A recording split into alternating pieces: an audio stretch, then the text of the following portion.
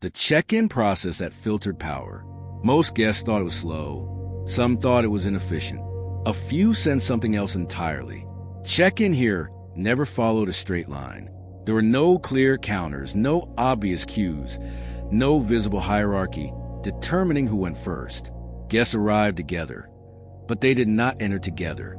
And from the very first moment, the hotel began sorting them.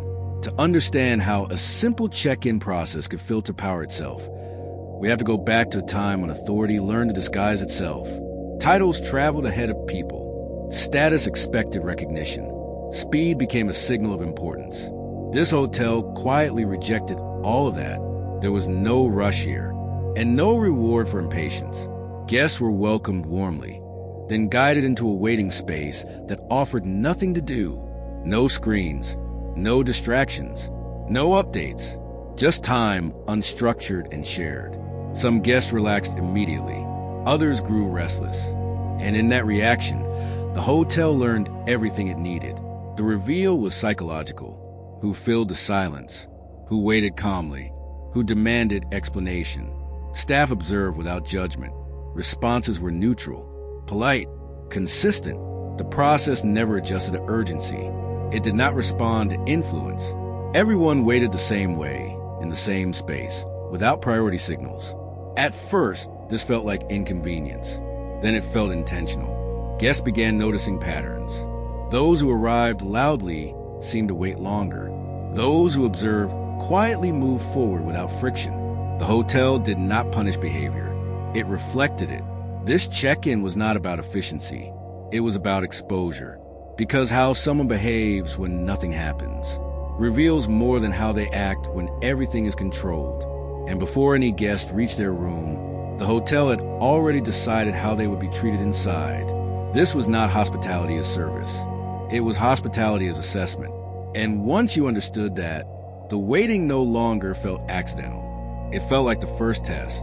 As the waiting continued, subtle distinctions began forming without a single word being spoken, because when nothing distracts the mind, behavior becomes the loudest signal in the room. Some guests filled the silence with phone calls, speaking just loudly enough to be overheard.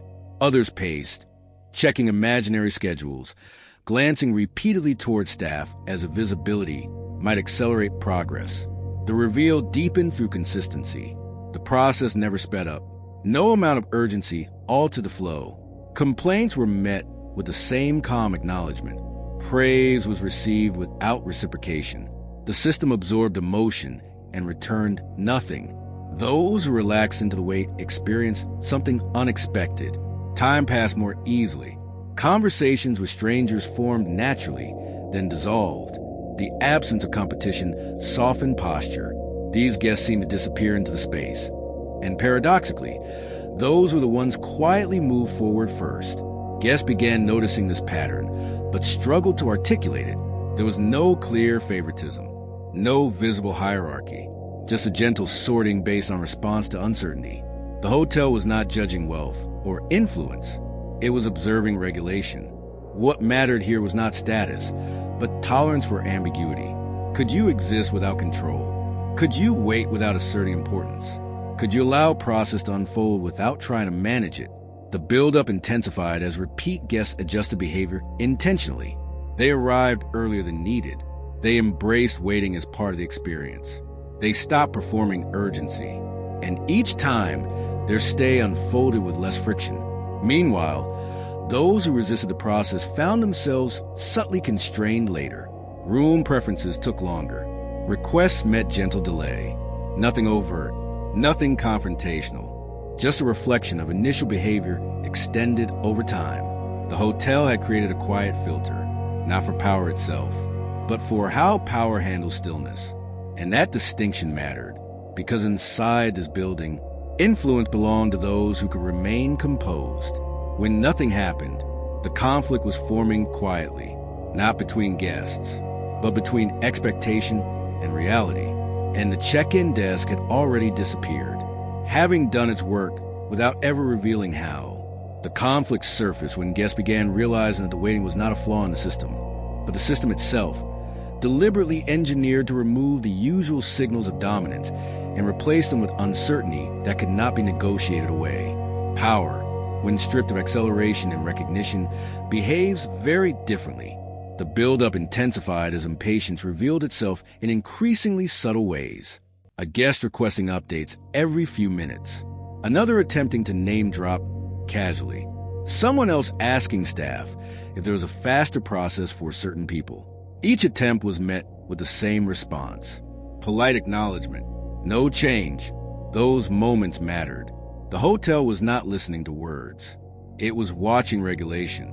Who could sit without stimulation? Who could remain composed without reward? Who needed to be seen in order to feel relevant? Guests who failed the test rarely noticed it. They believed the experience was random, that service felt inconsistent, that the hotel lacked efficiency. But those who passed sensed something different unfolding. Doors opened smoothly later. Requests were anticipated. Friction dissolved. The check-in experience echoed throughout the stay. Guests who arrived demanding control encountered subtle resistance later. Those who surrendered to the process found themselves moving through the hotel with ease, as if the building recognized them. This created a quiet divide, not of wealth, not of status, but of temperament. The emotional pressure peaked when guests realized something uncomfortable. Influence here could not be forced. It had to be carried lightly. The hotel had removed the usual levers of power: speed, visibility, urgency. In their place, it installed stillness, and stillness revealed everything. The conflict was no longer about waiting. It was about identity. Who are you when no one reacts to your importance? Who do you become when time refuses to bend for you? The answer to that question followed guests long after they reached their rooms, and the check-in, quiet and unremarkable, had already decided how their stay would unfold. The climax arrived the moment guests stopped waiting to be recognized. In that stillness, something became undeniable. The hotel was never slow. It was precise. Those who surrendered to the process felt it first, not as privilege, as ease. Their stays unfolded without resistance. Requests were anticipated before being spoken. Paths through the building felt open. Interactions felt unforced. Nothing special was offered, yet everything worked. The hotel was not rewarding them. It was responding to how they carried themselves. For others, the realization arrived later, sometimes much later. They noticed the contrast only after frustration accumulated. Small delays, missed preferences, gentle refusals. Nothing dramatic, nothing that could be challenged. Just a persistent sense that influence did not behave the way it usually did. That was the lesson. The check-in had removed performance from power. No titles mattered. No urgency impressed. No impatience accelerated outcome. The resolution emerged quietly as guests began reflecting on their own reactions. How quickly they demanded progress. How often they relied on recognition. How uncomfortable they felt when nothing responded.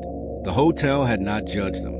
It had shown them something. True authority, this place suggested, does not need acknowledgement. It does not rush. It does not announce itself. By the time guests left, many carried a subtle shift with them. They waited more easily, spoke less urgently, listened longer. They realized how often they confuse motion with importance. This hotel did not filter power by wealth or status. It filtered by composure. In a world addicted to acceleration, it proved something rare. Stillness is not weakness. It is a test. And those who pass it move differently everywhere else. Sometimes the smallest shift in perspective becomes the beginning of a new future. The check